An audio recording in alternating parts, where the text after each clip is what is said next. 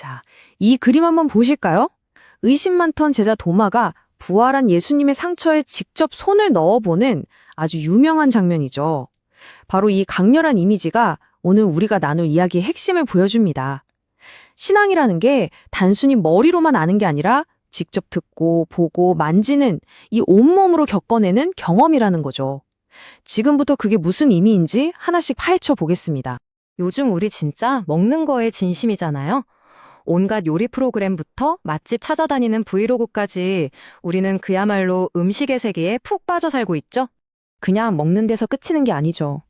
이 맛은 어떻고 저 향은 어떻고 분석하고 셰프의 철학까지 궁금해하면서 그 경험 자체를 원해요.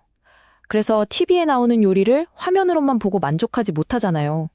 직접 맛보려고 몇 달씩 기다려서 그 식당을 찾아가는 겁니다. 머릿속의 상상을 혀끝에 현실로 바꾸는 거죠. 근데 한번 생각해 보세요. 우리가 음식에 쏟는 이 열정과 진심. 과연 우리 삶에서 가장 근본적이고 중요한 문제, 바로 신앙에도 똑같이 적용하고 있을까요? 문제가 뭐냐면요. 너무나 많은 경우에 우리의 신앙이 마치 경기장 관중석에 앉아서 스포츠 경기를 보는 것처럼 되어버렸다는 겁니다. 내가 직접 뛰는 게 아니라 그냥 구경만 하는 거죠. 실제 내 삶과는 분리된 그냥 머릿속 생각으로만 남아있는 거예요. 바로 이 말이 핵심을 찌릅니다. 우리는 신앙에 대해서 듣고 배우고 토론도 하죠. 하지만 정작 내 영혼의 배고픔을 채워줄 그 음식을 직접 맛보는 경험은 놓치고 있는지도 모릅니다.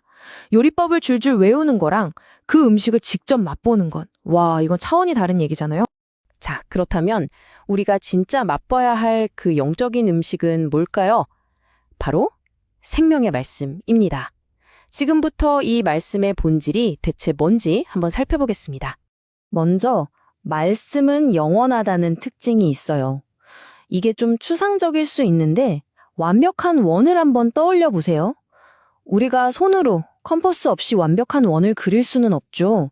하지만 완벽한 원이라는 개념, 그 이데아는 분명히 존재하잖아요.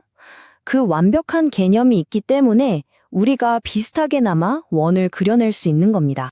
요한복음 1장 1절이 바로 그 얘기를 하는 겁니다. 말씀은 그냥 책에 쓰인 글자가 아니라는 거예요. 이 세상이 시작되기도 전에 이미 존재했던 하나님 그 자체라는 의미죠. 그러니까 우리가 손에 든 성명이 우리가 그려낸 불완전한 원이라면 말씀의 본질 그 자체는 영원하고 완벽한 이데아인 셈입니다. 근데 여기서 끝이 아니에요. 말씀은 영원할 뿐만 아니라 지금 이 순간에도 살아 움직이는 역동적인 힘을 가지고 있습니다. 히브리서에 나오는 이 구절이 딱이죠. 말씀은 박물관에 전시된 고대 운소가 아니라는 겁니다. 우리의 생각과 마음을 꿰뚫고 우리를 변화시키고 우리에게 생명을 주는 말 그대로 살아있는 힘이라는 거죠. 자, 그럼 이제 제일 중요한 질문이 남았죠. 어떻게 하면 관중석에서 내려와서 이 살아있는 말씀을 직접 맛보는 참여자가 될 수 있을까요? 그 해답은 의외로 간단한데 바로 우리의 감각을 사용하는 겁니다. 그 첫 번째 단계, 아주 기본적이지만 가장 중요한 건데요. 바로 듣는 것입니다. 모든 경험의 시작점이죠. 이 구절이 명확하게 말해주고 있어요. 믿음은 들음에서 시작된다고요. 예수님의 제자들이 그분의 목소리를 직접 귀로 들었던 것처럼 우리 신앙의 여정도 이 세상의 수많은 소음 속에서 하나님의 음성에 귀를 기울이는 것에서부터 시작됩니다. 듣기에서 한 걸음 더 나아가 볼까요? 그 다음은 좀 더 의도적인 감각 경험, 바로 보는 것입니다. 근데 여기서 본다는 건 그냥 눈에 스쳐 지나가는 걸 말하는 게 아니에요. 헬라어 원어를 보면 데아오마이라고 하는데 이게 무슨 뜻이냐면 우리가 극장에서 연극을 볼 때처럼 정말 깊은 관심을 가지고 집중해서 바라보는 행위를 뜻해요. 내 삶 곳곳에서 일하고 계신 하나님의 손길을 의도적으로 찾아보는 거죠.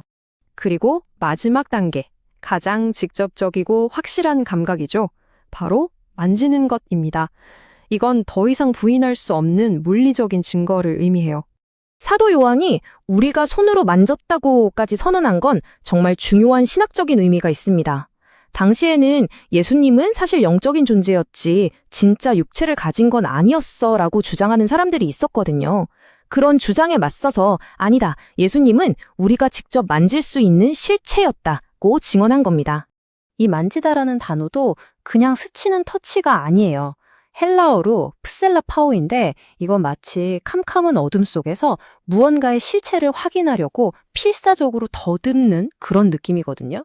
신앙이란 게 막연한 관념이 아니라 이렇게 직접 부딪히고 만져보면서 그 실제를 확인해 나가는 치열한 과정이라는 뜻이죠. 자, 이제 처음 시작했던 그 음식 이야기로 다시 돌아와서 한번 정리를 해보죠. 오늘 우리가 나눈 이야기의 결론입니다. 이 문장 하나면 충분할 것 같네요. 아무리 대단한 셰프의 요리라도 TV 화면 너머로 보기만 해서는 내 배를 채울 순 없잖아요. 음식이든 신앙이든 구경만 해서는 절대 내 것이 될 수 없다는 거죠. 결국 핵심은 이겁니다. 우리는 수동적인 관중에 머물 것인가, 아니면 능동적인 참여자가 될 것인가. 지켜보는 신앙은 그냥 추상적인 개념에 머물지만 참여하는 신앙은 실제적인 임재를 맛보게 되죠. 하나님에 대한 정보를 아는 것에서 그치지 않고 그분을 인격적으로 알아가는 관계로 나아가는 것. 이것이 바로 듣고 보고 만지는 신앙의 진짜 의미입니다. 요한계시록의 이 구절은 우리를 향한 하나님의 마음이 어떤 건지 정말 잘 보여줘요. 나를 믿어라 라고 명령하시는 게 아니라 우리 같이 밥 먹자고 초대하시는 거죠.